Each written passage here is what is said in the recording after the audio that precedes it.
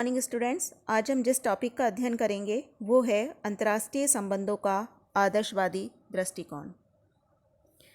आदर्शवादी दृष्टिकोण का जन्म 18वीं शताब्दी में हुआ। ये माना जाता है कि अमेरिका और फ्रांस की क्रांतियों का मुख्य प्रेरणा स्रोत आदर्शवाद ही था। 1795 में कॉन्डरसेंट ने अपनी पुस्तक में एक ऐसी विश्व व्यवस्था की कल्पना की जिसमें युद्ध, विषमता या अत्याचार के लिए कोई स्थान न हो। इनका मानना था कि व्यक्ति अपनी बुद्धि, शिक्षा और विज्ञान के प्रयोग से इतनी उन्नति कर लेगा कि आने वाला समाज हिंसा, अनैतिकता, शक्ति के लिए संघर्ष, इन बुराइयों से पूर्णतया मुक्त हो जाएगा। तो आइए हम देखते हैं कि आदर्शवादी सिद्धांत की मुख्य मान्यताएं क्या रही। सबसे पहली बात, आदर्शवादी सिद्धांत एक ऐसा अंतर्राष्ट्रीय समाज चाहता है जिसमें शक्ति राजनीति, अनैतिकता या हिंसा न हो। इनका मानना था कि वर्तमान समय में जो अंतर्राष्ट्रीय संघर्ष हैं उनका समाधान शिक्षा और सुधार के माध्यम से उन संघर्षों का समाधान किया जा सकता है। इसका संबंध क्या होना चाहिए से है। आदर्शवादी दृष्टिकोण का बेसिकली संबंध इस बात से है कि क्या होना चाहिए। जो आदर्शवादी विचारक है वो इस बात पर विचार करते हैं कि विश्व में युद्धों की समाप्ति कैसे हो सकती है, विश्व में न्याय और शांति कैसे स्थापित हो सकती है, अंतर्राष्ट्रीय सहयोग किस प्रकार विकसित हो सकता है, किस प्रकार से शक्तिशाली राज्य शक्तिहीन राज्यों का शोषण समाप्त कर सकते हैं। अर्थात इसका संबंध बेसिकली इस बात से है कि किस प्रकार से हम एक अच्छी विश्व व्यवस्था स्थापित कर सकते हैं।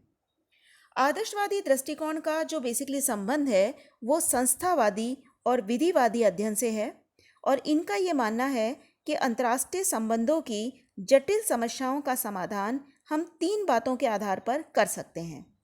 पहला, इनका ये मानना है कि राष्ट्रों को अपने अंतर्राष्ट्रीय व्यवहार में नैतिक सिद्धांतों का पालन करना चाहिए और उन्हें शक्ति राजनीति से दूर रहना चाहिए। दूसरी बात, जो सर्वाधिकारवादी दल हैं, चूँकि ये शक्ति राजनीति को बढ़ावा देते हैं इसलिए सर्वाधिकारवादी दलों को समाप्त कर देना चाहिए। और तीसरी बात, विश्व सरकार की स्थापना की जानी चाहिए। इनका ये मानना है कि अंतर्राष्ट्रीय राजनीति स्वयं में साध्य नहीं है बल्कि वो एक साधन है और अंतर्राष्ट्रीय राजनीति का उद्देश्य है अंतर्राष्ट्रीय न्याय का विकास करना। इनका मानना था कि देशों को अपनी विदेश नीति का संचालन इस प्रकार से करना चाहिए जिससे कि नागरिकों की स्वतंत्रता, समानता और कल्याण में अभिवृद्धि हो।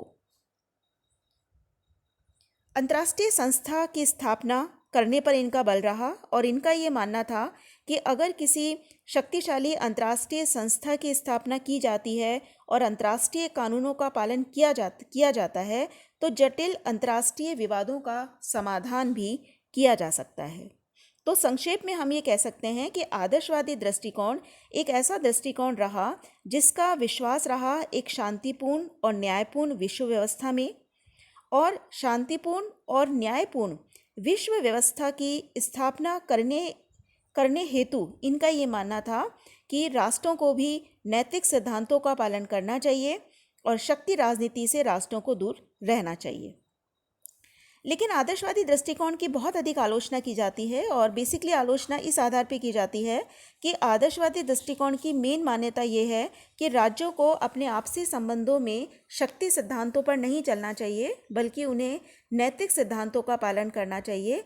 लेकिन व्यवहार में राज्यों से नैतिक सिद्धांतों के पालन की आशा नहीं की जा सकती है और इसका प्रत्यक्ष प्रमाण ये है कि फर्स्ट वर्ल्ड वॉर के बाद शांति स्थापना हेतु राष्ट्र संघ की स्थापना की गई, लेकिन राष्ट्र संघ अपने कार्य में सफल नहीं हो पाया और कुछ समय बाद ही ये देखा गया कि राष्ट्र संघ असफल रहा। तो इसने इस बात को प्रूव कर दिया कि अंतर्राष्ट्रीय संबंधों का संचालन कभी भी न्याय और नैतिकता के सिद्धांतों के लिए नहीं किया जा सकता। अंतर्राष्ट्रीय संबंधों के संचालन में शक्ति राजनीति और युद्ध ये वास्तविकताएं हैं जिनकी उपेक्षा नहीं की जा सकती। Thank you.